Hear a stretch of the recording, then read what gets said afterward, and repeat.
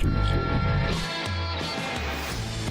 Live from all over this beautiful land, this is the Testosterone Zone with the fine men, Noel, Keith, and Steve. Take it, boys! Well, welcome everybody to episode 22 of the Testosterone Zone podcast. This is Noel. I'm with Steve and Keith as usual. Howdy. And we have a couple of very, very special guests today in celebration of 4th of July week and America and all things American. America. So we're going to be going overseas. Our first international guest is with us today. So now we've escaped the confines of our borders and we've actually gone international. So We are global, baby. We're all over the place. So We're just not in Louisiana yet. Screw Louisiana. Who cares about them anyway? That's a different planet. It's not even global. It's a different planet. Yeah, really. Jerks. Boot-shaped jerks. Anyway, all right. So we've got a pretty exciting show today. Keith, you want to bring in our guest correspondent here? So yes, of course, our first teenage correspondent is back, and so we have, we just have been doing some things. Teenage correspondent, how you doing over there? Good. Good. Well, listen, we just wanted to welcome you, and I wanted to let you know that we are doing a little bit of a different thing now. That next couple of times, we are doing a reverse teenage correspondent. Mm-hmm. Okay, and what this is instead of you teaching us a word to use with our work, we're going to teach you a cool 80s word from our generation. Oh, Lord. And now you have to know what it is. Use it. And not only do you have to know what it is, you have to try to use it in a sentence for us. And then after that, you got to try it on your friends and let us know how they react. Oh, my gosh. Okay? Yeah. I have y'all ready for, I have a word. Have y'all figured out one? For it. Okay. You ready, dude? You ready? Sure. So this is your phrase. Grody to the max. Again, Noel, like you said, I wished I had a video right now. Yeah, right? That's the best part. Grody to the max. What do you think it means? Like, as nasty as it could be. I'm impressed. Yeah, what do you think? good. Nice. Yeah. Okay. So you're good. That's good. So how would you use that in this sentence? Dude, that throw up is grody to the max. Hey, that's pretty good. Hey, we'll take it. Okay. So any objections? No, I think No. it's good. I'm pretty impressed. I'm starting to realize that our 80s cool people terminology had very little deep meaning and is easy for today's youth to understand. That's true. That's Very true. So now go forth and conquer. I wish we would have done this yesterday because he just had a party with all of his baseball team, and this would have been perfect. So, but anyway, so you get to use this on your friends. You've got to grody to the max it at least one time and see what reactions are and report back to us. Right. Okay. So what are the other ones that we've had? We've had gag me with a spoon. You know what that means? Off the chain. No, he's like, I don't know, and off the chain. So those chain, are what the other two teenage correspondents are having to do. Is he thinking about gagging with a spoon? I think off the chain, wasn't that the one that just got shot down and just said no? Yeah. Don't. Oh yeah. Did we ever find out what gag me with the spoon? Did our female correspondent ever report back? She did not. Okay. Yeah. She probably just said, I don't remember, short memory. Yeah. Smart. Let me text her while we're doing this. Okay, that's fair enough. She's much cooler than we'll ever be, though, so it's possible that she totally she's ignored above us. that. She probably did. I wouldn't blame her. Yeah. Really wouldn't. So that's okay. So that's your job, teenage correspondent. Grody to the max. You got to report back to us. Got it? Yes. Okay, he's got it. Keith, Fair enough. Did you want to tell our listeners about the concert story that you just told us a while ago about the current teenage correspondent? So Noel, you had a really cool opportunity this past week of going to see a legend in concert, right? Yes. So tell us what you saw and what was that all about? Well, I went and saw the Eagles in concert. It's just something my wife and I, we were dating. This was my first ever concert back in 1994. We were dating, had just started dating actually, and we went to see the Eagles in concert in Houston. It was outdoors at Rice Stadium, and it was blistering hot. But they were amazing then. And fast forward 24 years, we're married 20 years with 2 kids, and went and saw them in 2018. And they were just as amazing as they were back in 1994. It was something else. So Glenn Fry has passed away. I hate that. Yeah. I know, in 2016. But his son, Deacon Fry, is with the band now. No and way. I swear, was wondering how they were going to do that. he sounds exactly like Glenn Fry. Wow, It's no kidding. unreal. It's weird. And also, if you go back and look at like the old Eagles, like when the Eagles just came out back in the 70s, Glenn Fry had like really long, kind of wavy black hair and a mustache and everything. And Deacon Fry has got long, wavy black hair and a mustache. And I mean, and it's weird. But man, he sounded so good. Also, Vince Gill played with them last night too. Oh, that's awesome. So he's also in the band, and they harmonize just exact. I mean, that's kind of like their staple, is that harmonization that they always do.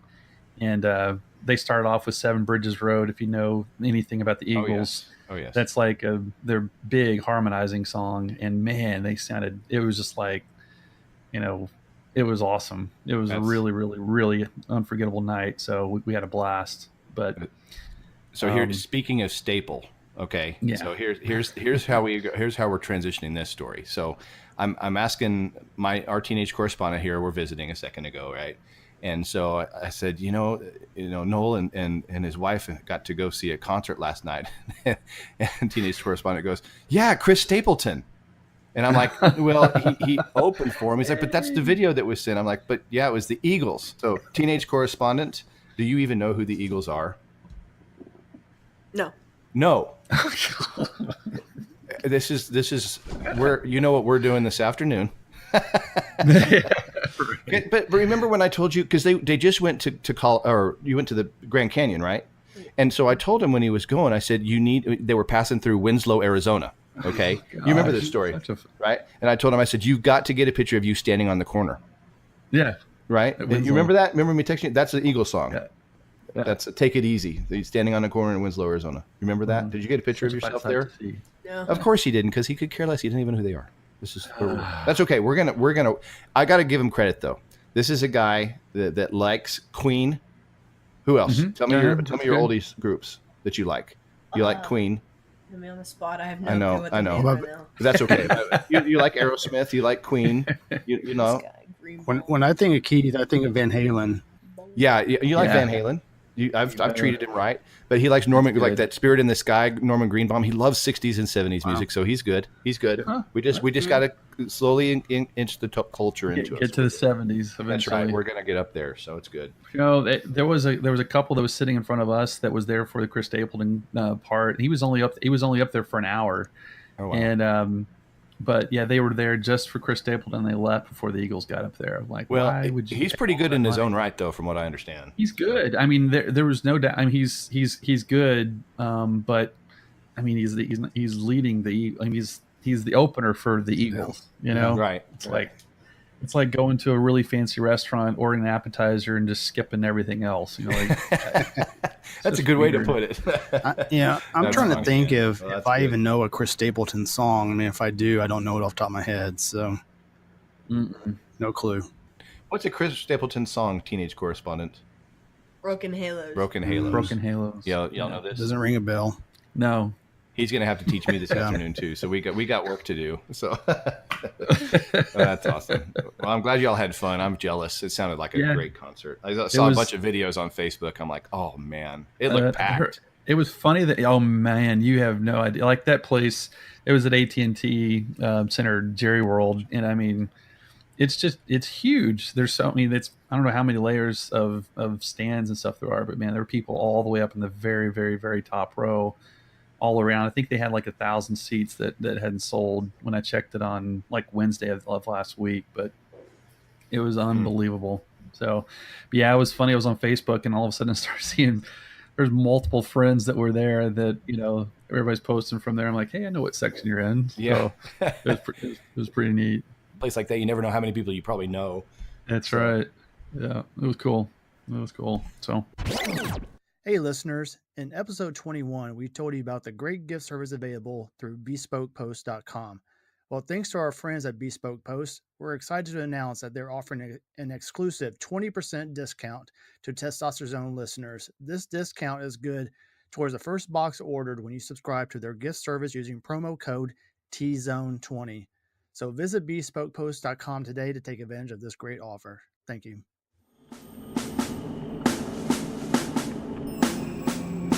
Well, I'll tell you what, we have a really awesome episode. This is our patriotic week. We are celebrating 4th of July this week. And, there's nothing more patriotic than those who serve our country.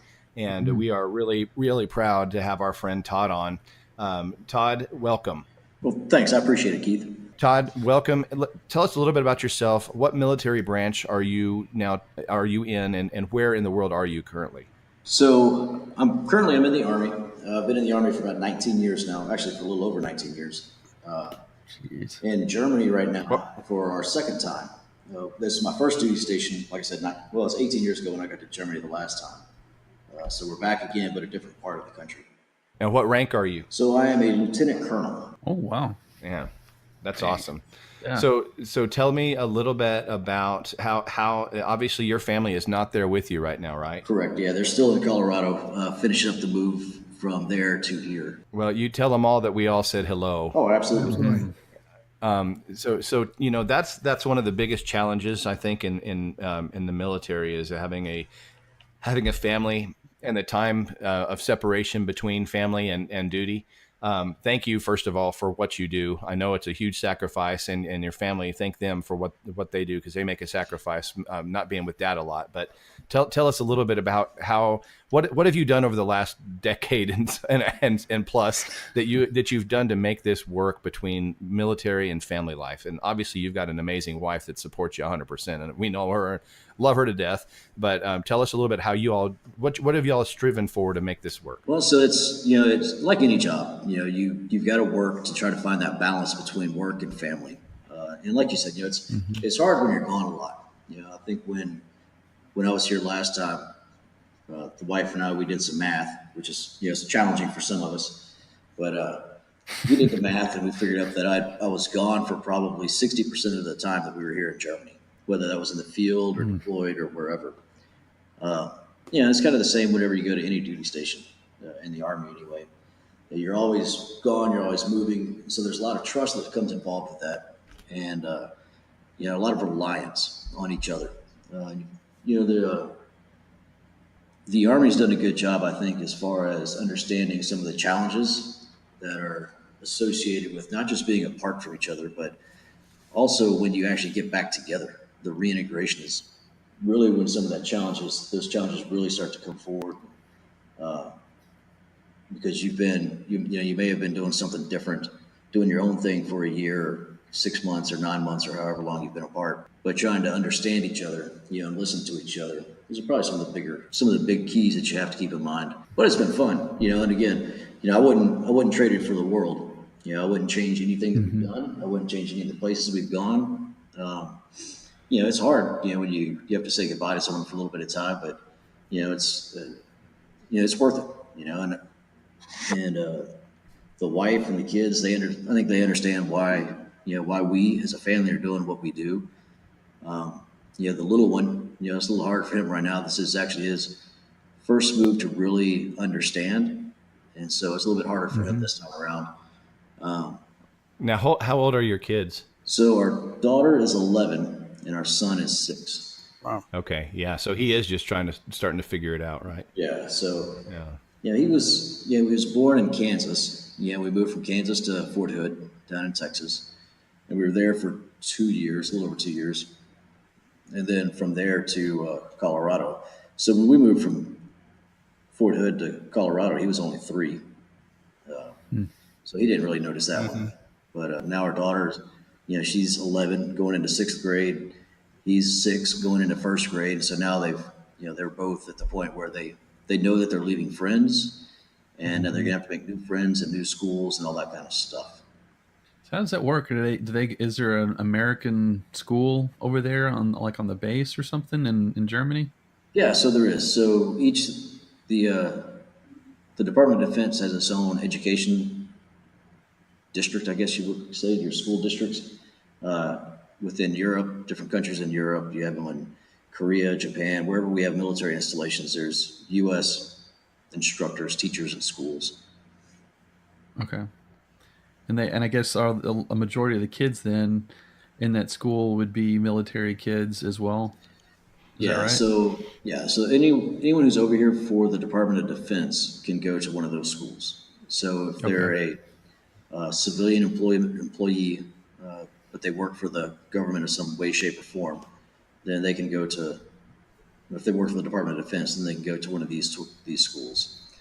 The State Okay. Department folks, they have their own schools. So like the kids of those that work in the embassy, they have their own schools that they go to. Some folks that are here, they put their kids into German schools, which is a real unique opportunity for some kids to be able to do that. Yeah. That's got to be. Is there a? I mean, I guess you have a crash course in learning German if you do that. I would imagine they're not English speaking in those schools, so you really have to. Yeah, so And which is kind of cool. You really get to learn full force another language, which is, I think, honestly, I think that's something that Americans are severely lacking is multi languages. oh no, you're So that'd be pretty. you're absolutely right. I think when those kids go into those schools, they have to learn the language. And some of them are kind of a bilingual school. Something I've learned recently, but they are expected to learn German. They have to learn German in order to be able to succeed. Yeah, Wow. that's awesome.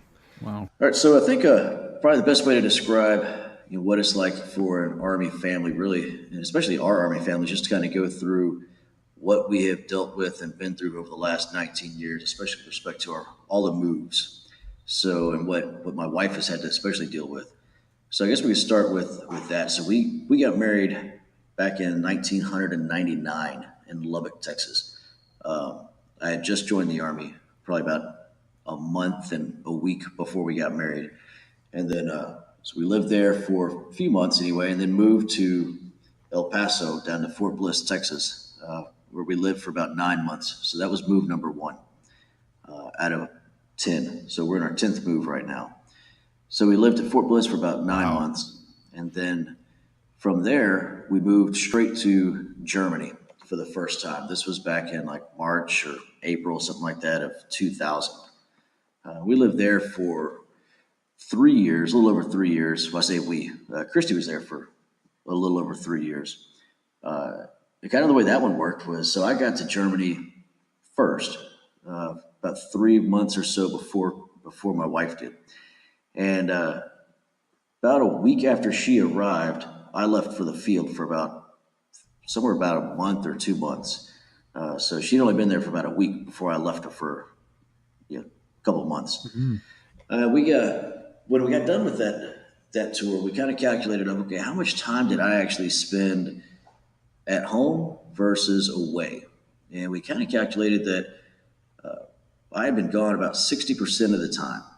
Wow, that was that's just a lot. in the field. Yeah, so it was.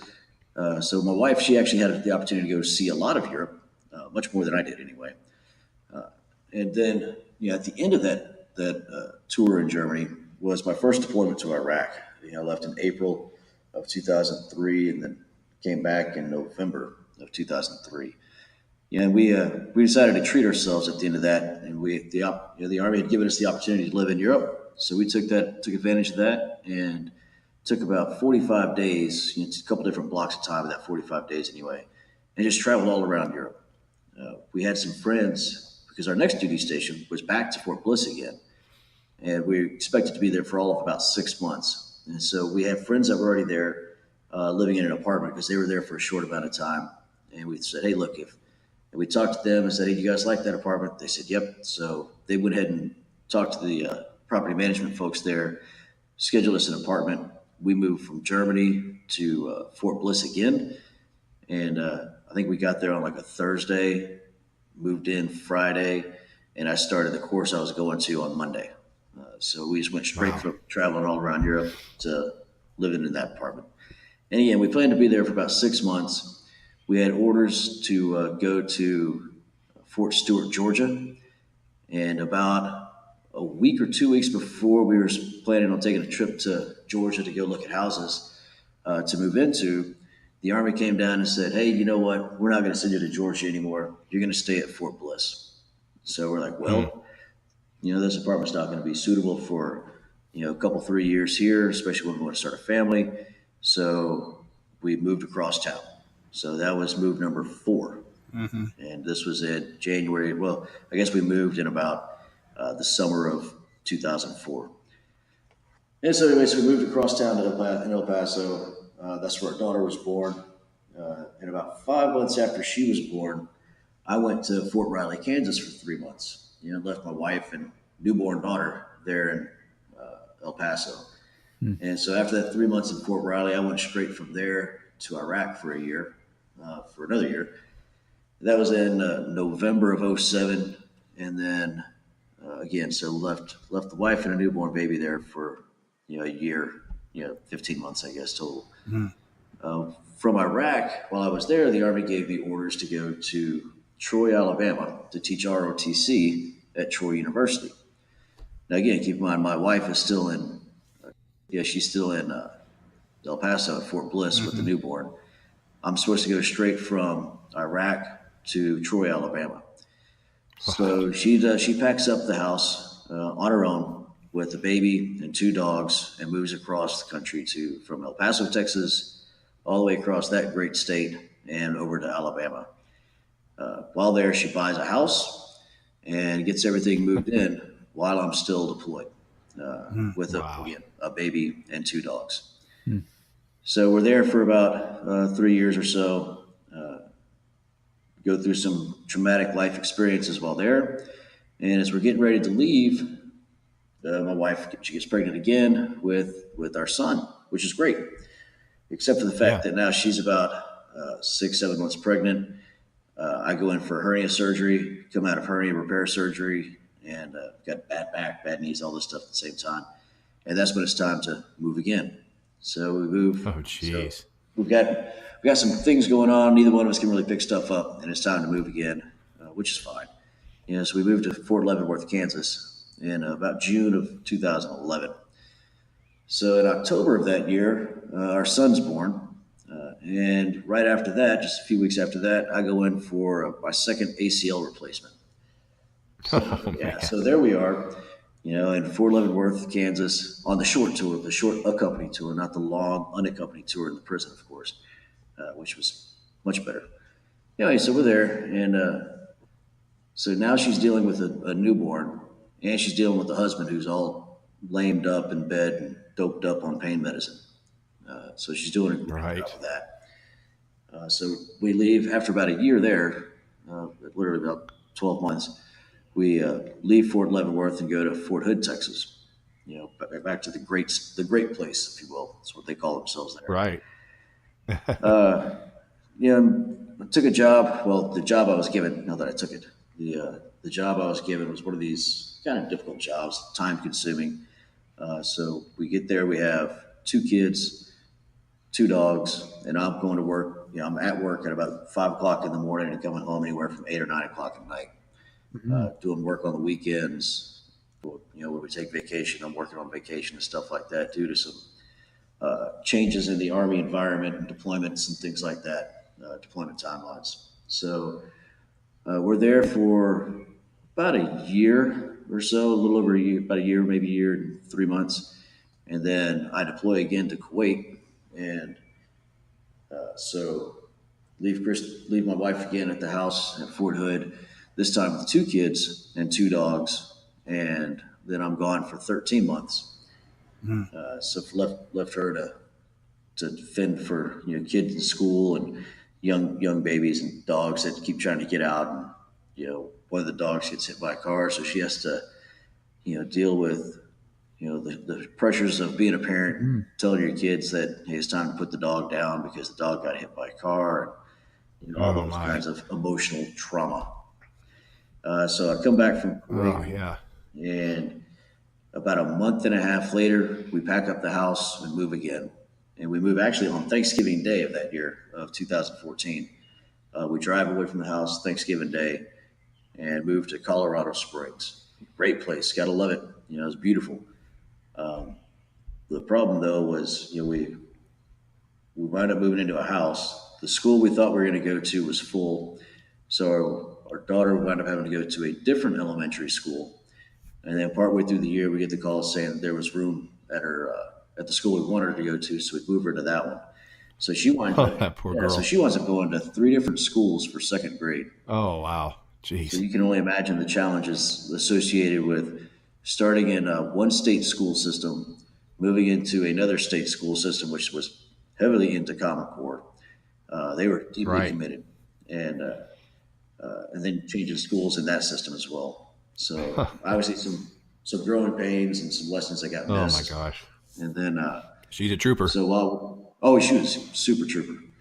Then while there, the Army had extended us for a period of time, and however, our landlord did not. So we were renting a house there. So while, again, coming up on Thanksgiving, we had to pack up the house and move it ourselves this time. And we moved like 12 houses down the street, I think, just across town, to try to stay in the same school zone. And then right after that, I got orders to Germany, and the entire time we thought, for about the last year in Colorado, we thought, hey, I'm going to Korea. I'm going to go to Korea. We'll probably leave the family in Colorado, or do we take the family with me? Trying to go through that decision making cycle and process. And then I got orders to come to Germany. Well, I had about 4 days in Colorado from the day I was notified of where I was going until I picked up my clearing papers. And what that means is you pick up your clearing papers and you have 10 business days until you basically get on an airplane and fly. So I came over to Germany in April, and my wife and kids stayed in Colorado. And again, they packed up the house all on their own, shipped all the stuff off, and are currently still in Texas now, visiting family and doing some things there. And they'll get here in July. So right now, again, we're in the middle of our 10th move. My wife and I are. Wow, man. And we figure there's probably going to be at least one time while we're here in Germany when we change houses. So we'll move at least one more time Jeez. during the 3 years that we're here. And then probably Yeah. at least one more time back to the States before we actually get out of the Army. Oh.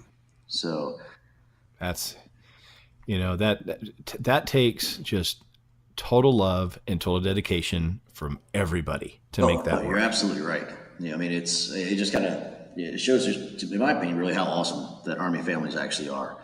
Between the spouses, the kids, how resilient the kids are. I mean, the flower for the Army child, I think is how you phrase it. Yeah. The flower for the Army child is actually the dandelion, because Okay. the wind blows it and it can set up roots wherever it goes.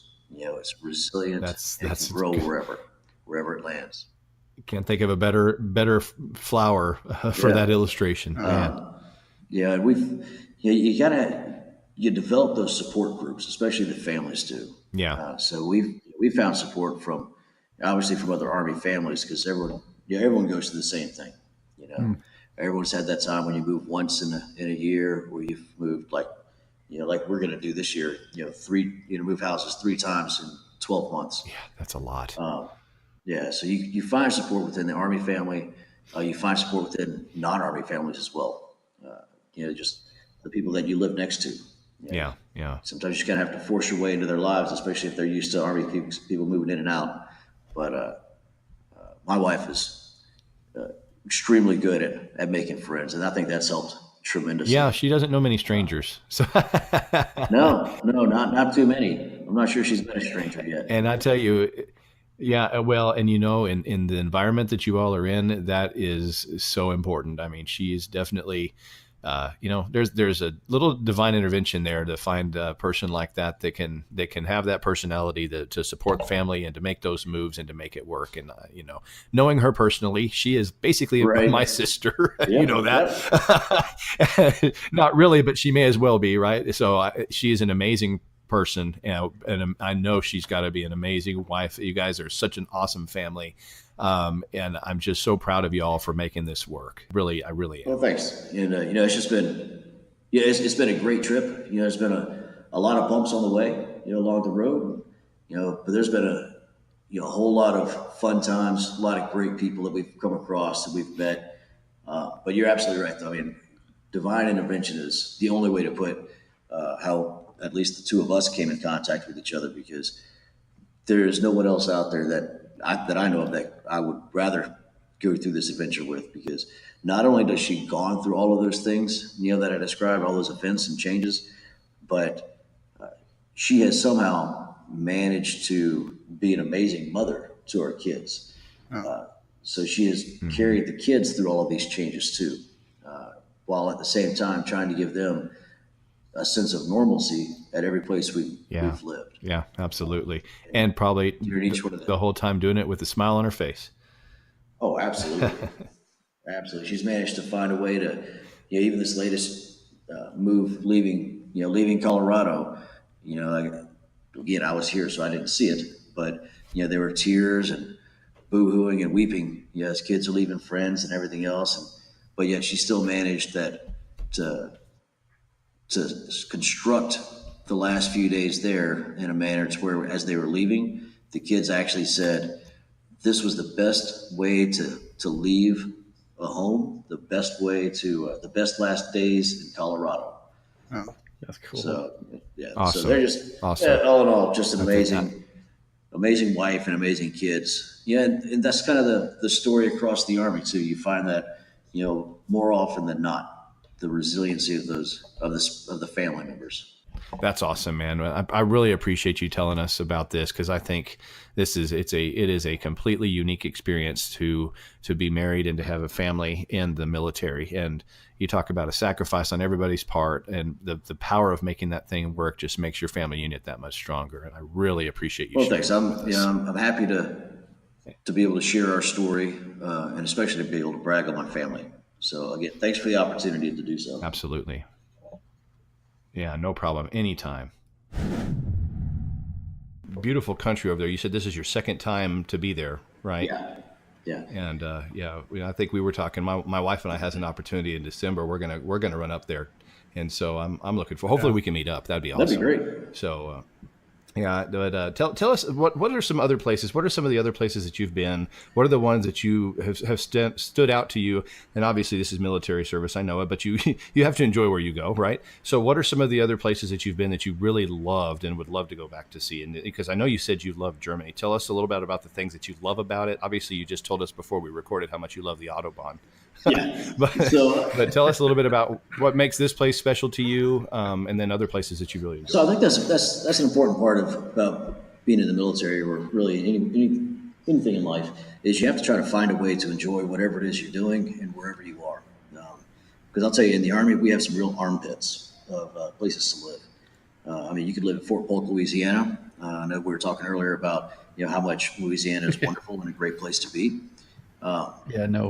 Yeah, exactly.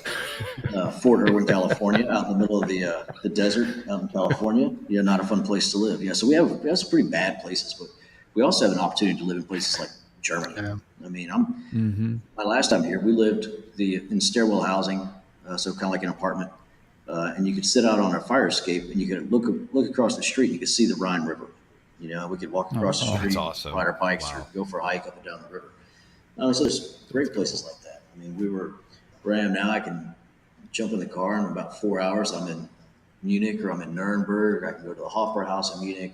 About 4.5 hours from Paris if I wanted to drive down to Paris. So that's cool. Catch a flight up to London. Whatever we want to go do.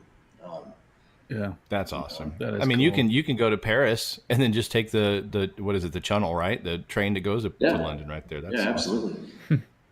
You got lots of opportunities where you are. And that, that's one thing, being in Texas, I saw a map overlaying Texas with the European countries. Did you see that, Noel? Yeah. Have you seen that? Where like Texas is like 90% of Europe. It's like crazy. Seriously. So, that's awesome though. It gives you lots of opportunities to experience culture. It gives you lots of opportunities to just let your kids see just how amazing this world is. And again, that is, as Americans, sometimes we lose sight of how fascinating these other places are. Yeah. We got to go to Paris and got to see that, my wife and I, a couple of years ago, and it's just an amazing place to just sit back and see the culture evolve around you, or not evolve, but it just happen around you, I guess you should say. It's just and I'm sure Germany is no exception. So that's great. Yeah, we actually So when are they? we actually had the opportunity. So when we found out we were coming to Germany, we were super excited because we thought I was going to go to Korea instead of Germany. Germany wasn't even really on the plate of options that I thought I was going to be able to go to. And so Wow. when I got the assignment notification saying, hey, I was going to come do this particular job in Germany, even though it's a job that I've turned down a few other times over the last year, because it's a painful job and it can mean a lot of late hours, time away from family and stuff. But by taking that job here in Germany, it meant I got to bring the kids to Germany. They got to experience life in this country, another continent. Just have all those types of experiences. So we thought, hey, it's worth it. Let's do it. But That's cool. I think I would choose Germany over Korea too. Yeah, especially when at the time when I thought I was going to Korea was when we all thought we were about to go to war.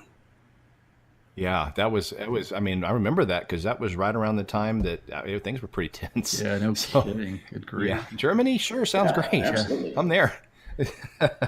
So tell us a little bit about what your role is. What is it that you? I mean, as much as you can. I know that there's privacy things that you can do, but tell us a little bit about your activity. What is it that you're doing there? So right now I'm the second in command of an Army Air Missile Defense Command. It's about a little over 900 folks. And we are responsible for the air missile defense operations and things like that in Europe for the U.S.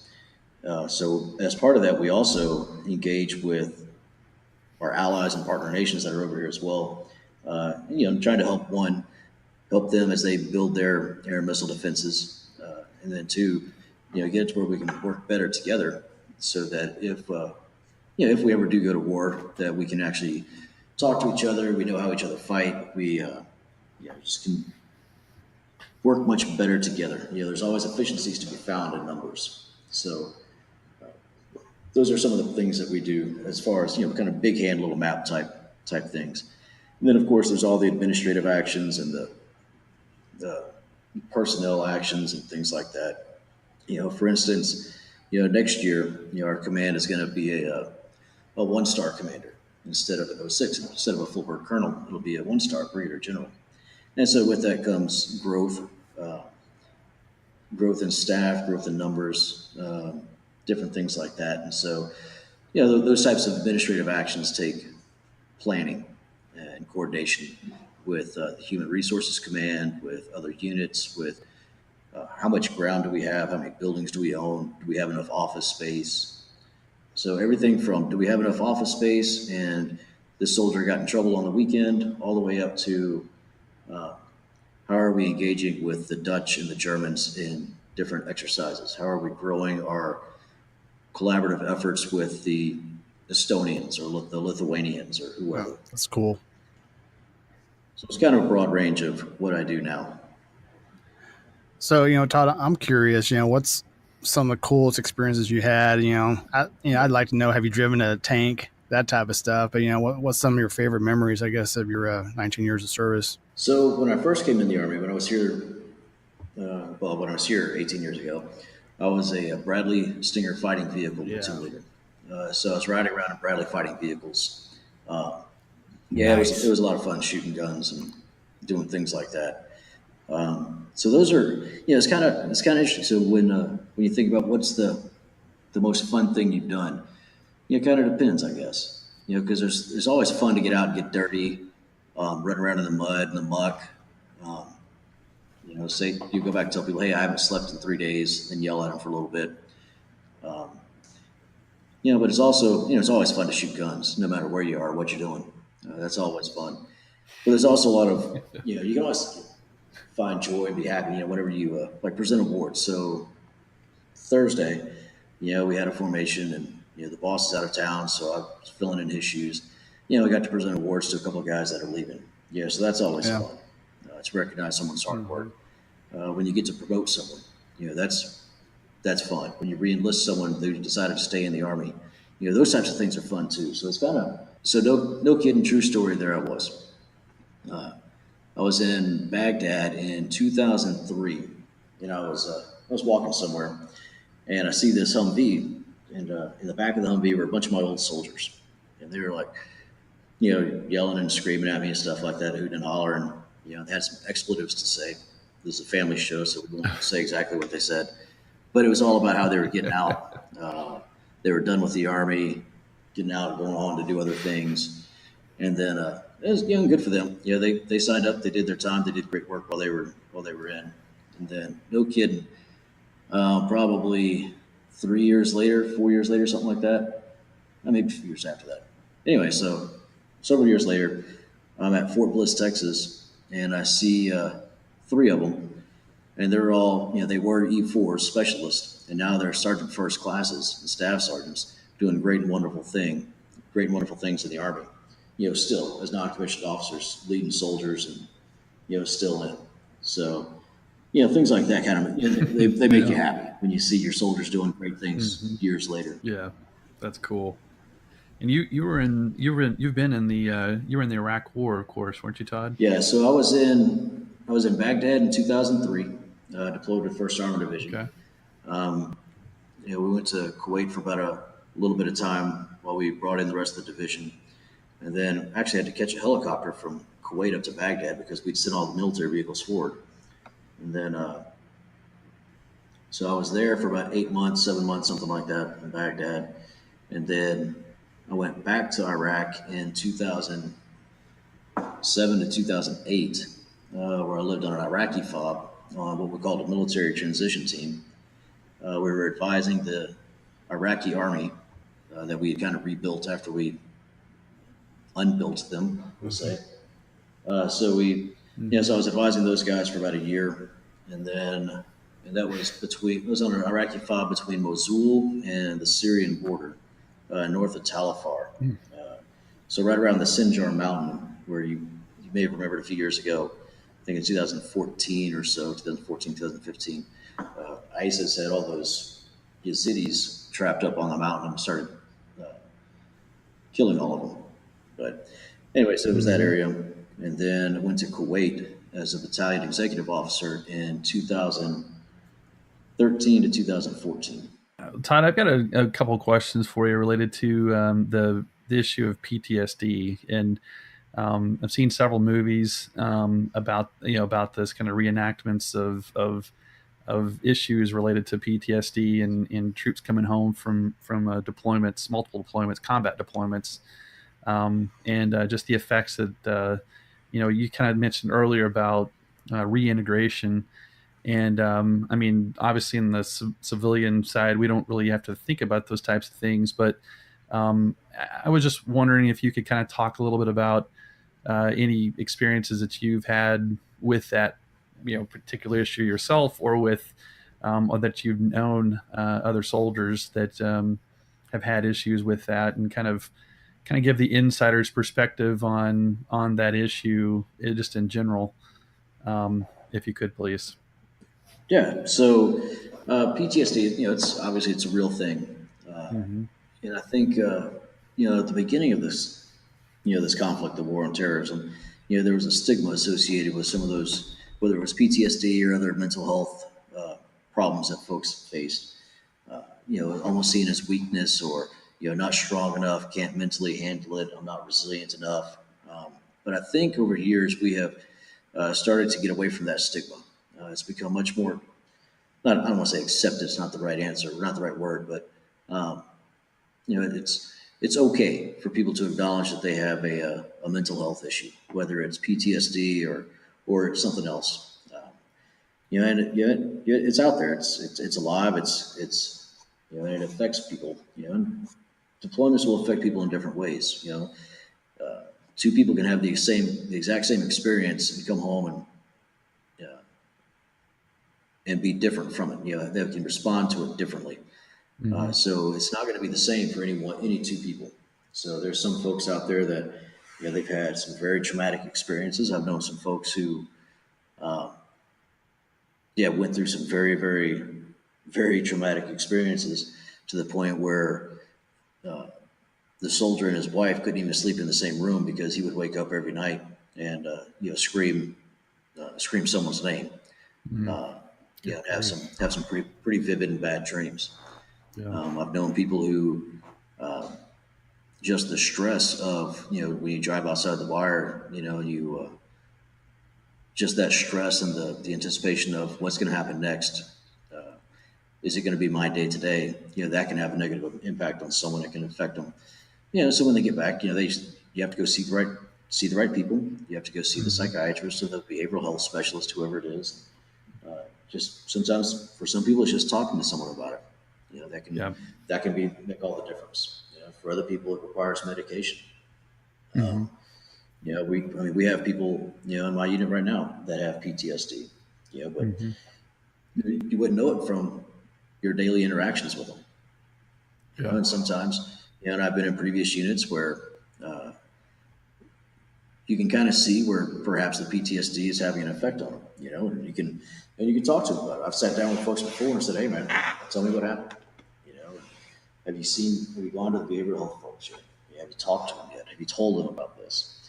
Because for some people, it's not just what they've experienced in the military, but it's also some things that they experienced in their personal life. Right. And it can happen to anyone. So, it happens to people who've been in car wrecks. It happens to people who've been in hurricanes, and lost everything, or lost people, or whatever the case may be. Any type of traumatic event. And I think the important thing though is that people are going to seek help. Whether it's whether they require medicine to cope, or if they can just cope through talking in groups, or whatever the case may be. Just as long as they're seeking whatever help they need to get, that's the important thing, I think. Do you think it's gotten any better since? Seems like that lately there's been the last few years, I guess, a lot more discussion and stuff about it. Do you think things have improved, or do you think it's about the same or worse, or in terms of awareness of it and getting help for it and things like that? Oh, I think it's much better. Okay. I think it's much better. I think there's much more accepting. There's a much more accepting population within the military, at least for people who have PTSD. Yeah. It's not, again, it doesn't have the same stigma that it used to.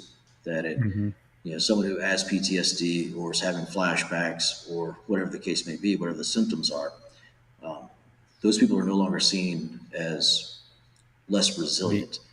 Yeah. Right? They're just seen as, hey, they just need an additional piece of help that we have available to us, so let them go see it. Yeah. Now, I will say that I have had in the past, I had a soldier who was claiming PTSD, and he was so this was probably 2005 or 6, somewhere in there.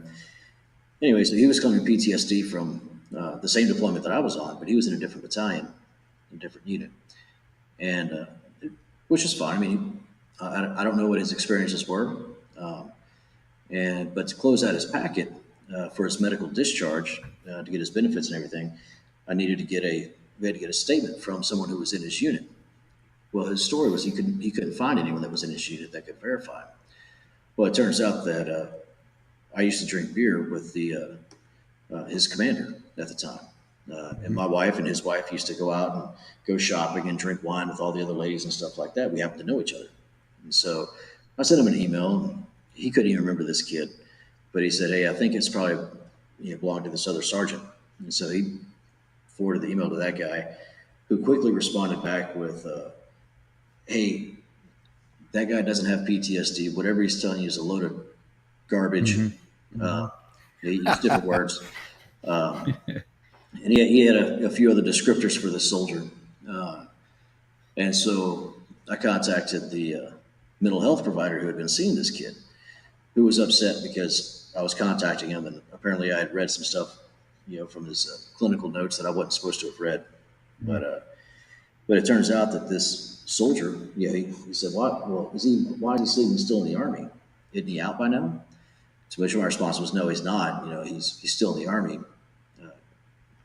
So to make a short story long, he Turns out that this kid had not been going to the behavioral health for a while because the doctor thought he was out of the Army.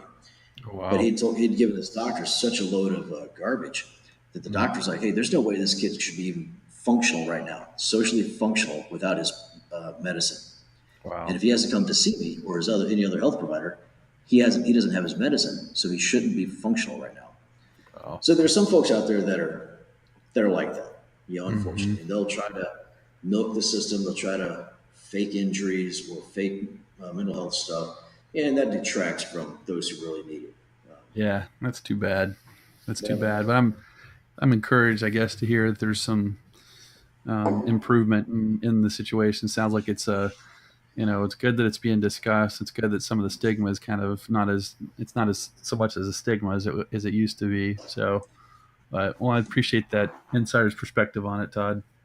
Yeah, thank you. Yeah. Todd, one thing I'm curious about, for those of us here hosting the show and the listeners back home, what can we do to support the troops? And, from a public perspective, it appears that, the war on terror is not going to end anytime soon. And it's going to require a long-term commitment to military operations over there. And what can we do here at home, stateside, to help support our troops? Well, that's that's an interesting question.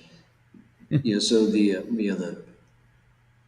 my initial thoughts are, go back to some of my deployments where, we get care packages and things like that. And, we had this one lady who would write to us, and we called her the typewriter lady because she would always type her letters on this typewriter. And she made a big deal about how it was an old school typewriter, not a computer. And I can just imagine this little old lady sitting in a nursing home somewhere. She was hilarious. Letters like that, those help for morale. The care packages and stuff, though, at this point in time, everything is so set. People have access to anything that they would possibly need. I think really the biggest support that people can have is to interact and engage with the politicians or with policymakers, just to make sure that benefits are taken care of, that soldiers, when they come home, their benefits are taken care of, their entitlements, things that they've earned are secure, stable, and they can be counted on, that they don't lose any of those types of benefits, things like that, so for instance, sequestration, budgetary constraints, those have a huge impact, so just, riding your congressman, getting on his back about, hey, pass a budget, things like that, honestly, would be more beneficial than sending a care package with Pop-Tarts and beef jerky. As much as we all like Pop-Tarts and beef jerky, but especially together. If someone could, yeah, exactly. That's a meal. You got protein, you got your dessert, you got fruit. And dessert. Yeah, it's awesome. Yeah, the frosted layer, that's the dessert part. It's filled with fruit. That's your fruit. Yeah. I'm sure there's some flour, there's some milk in the crust of the thing. That's like, it's got everything. Yeah, that's like chocolate cake. That's right. Yeah. What were we talking about? It's a wedding feast in Louisiana. I'm sorry. Yeah. I'm just thinking about beef jerky and Pop-Tarts now. That's right. I've been buying the wrong stuff at the commissary. Yeah. Guys, I'll be right back. I got to go get some. I'm kidding. Oh, man. So supporting the troops, the care packages. Yeah, care packages. Yeah, I think probably the biggest support would just be engaging the politicians, engaging the Congress people about making sure things like the budget are passed. Simple things like that. I say simple things. It's not a simple thing. Those are it's important things. Yeah, definitely. Yes, definitely. Yeah. Well, hey, so when your wife comes in, does she have a lot of girlfriends to hang out with? Is there people that she gets a support group with too? So you guys know my wife. Mm-hmm. So yes, she's not going to have a problem. So does she? She's never met a stranger. So, But there seems to be, I've seen some of our other friends who have spouses in the military. Seems like a pretty a tight knit group of spouses there too. Is that the same that you guys experience? Yeah. So it kind of depends on where you are. So in the Army, we have what we call family readiness groups, and that's it's an organization for the spouses to come together, try to get everyone together, kind of build a cohesion and build a support base. Not that people need a lot of support, but just kind of have some friends to hang out with, some people with some common interests and common things that they're going through, if you will. Not I don't want to say struggles, but common, just some commonalities. In some places it's viewed as a clique, if you will. As a stigma, as a just where people come together and they gossip about other people. And really, I really haven't actually seen that to be the truth in any of the units I've been in the last 19 years, over the 10 or 11 duty stations. But some people still think that, and that's okay. They can think that. But what we've noticed is that here in Germany, oftentimes there's a tighter knit group of spouses, because you can't just go out to all your neighbors and hang out with them if you don't want to hang out with Army people. So yeah, I think over here in Germany, at least our last time here, it definitely proved to be true that the spouses tended to do more things together. They would go on trips together. They organize trips. They go to different countries. I think my wife went to a few more countries than I did last time we were here.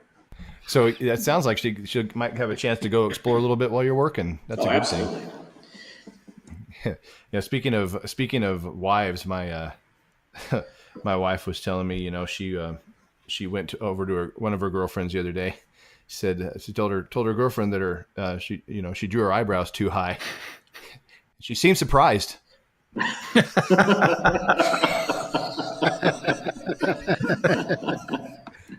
Yeah, I always like how Keith laughs at the beginning of his jokes. It's like kind of like my subtle cue that it's time. Yeah. Yeah. Okay, what you got? Yeah, speaking of Germany, I deleted all the phone numbers of all the Germans in my on my mobile phone. Why? To make it Hans free. That was appropriate. Oh, that's a good one. Hey guys, what do Eskimos get when they sit on a block of ice too long? This is appropriate for you, Steve. Let's think. Is this the Uranus joke? Let's talking the same region. Polaroids. Teenage correspondent ran back in the room. He's got one. He's got one. That's funny. All right, teenage correspondent, fire away. Your turn. All right, someone stole my mood ring. I don't know how I feel about it. Oh, kids these days. That's so bad. I've got one more. I've got to go. A woman walks into a library and asks if they had any books about paranoia. The librarian said, "Yeah, they're right behind you." Come on, that was a good one. I'm laughing. Good, but so that's the segment, man. It's supposed to be that way. It is. Yeah. Todd, you got one for us? Being over here in Germany, you start looking at castles and you start thinking about, the Knights of the Round Table type stuff. Even though I went in Germany, that was up in wherever, England or Ireland or Scotland, whatever, one of those other places. But it got me thinking, because tables are typically long, but who was the guy that invented King Arthur's Round Table? Circumference.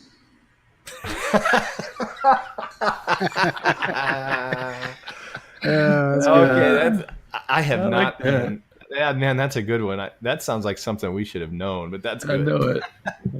Yeah. Hey, Todd, if you could send me the link to that joke page. Yeah, right. some original ones, man. We need that. So I like the Polaroids though, Steve. That was pretty good. Yeah, thank you.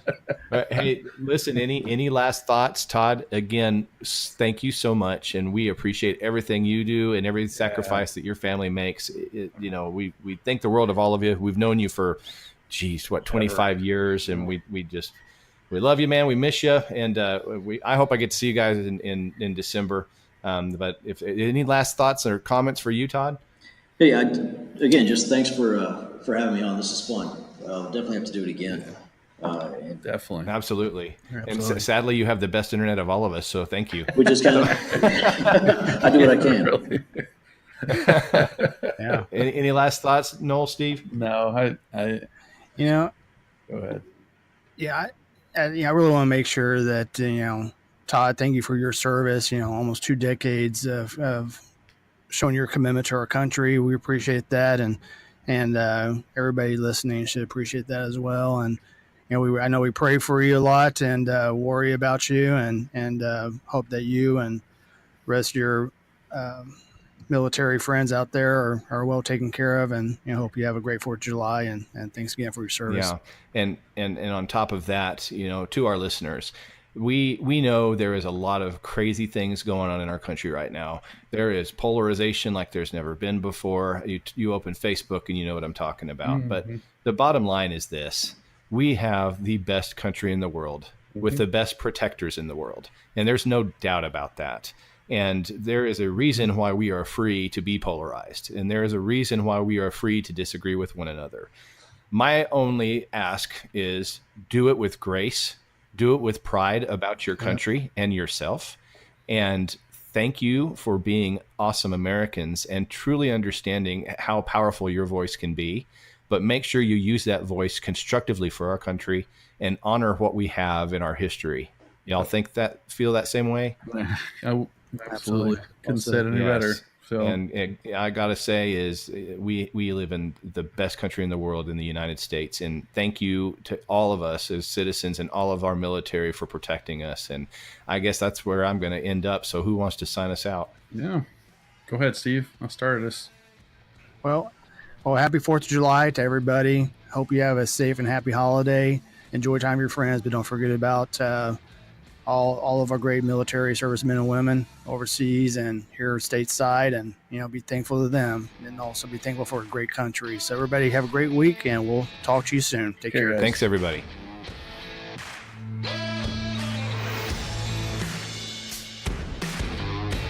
Hey, thanks again for listening to the Testosterone Zone. We sure had a blast visiting with you. If you enjoyed this, don't forget to subscribe, leave us some feedback, and don't forget to follow us on Twitter and Instagram. All Testosterone Zone podcast episodes are written and produced by Noel, Keith, and Steve unless otherwise noted. The opinions expressed in the Testosterone Zone podcast are our own and not those of our employers, families, parents, kids, dogs, cats, your mom, or any other entity Noel, Keith, or Steve are affiliated with now, in the past, or in the future, or ever.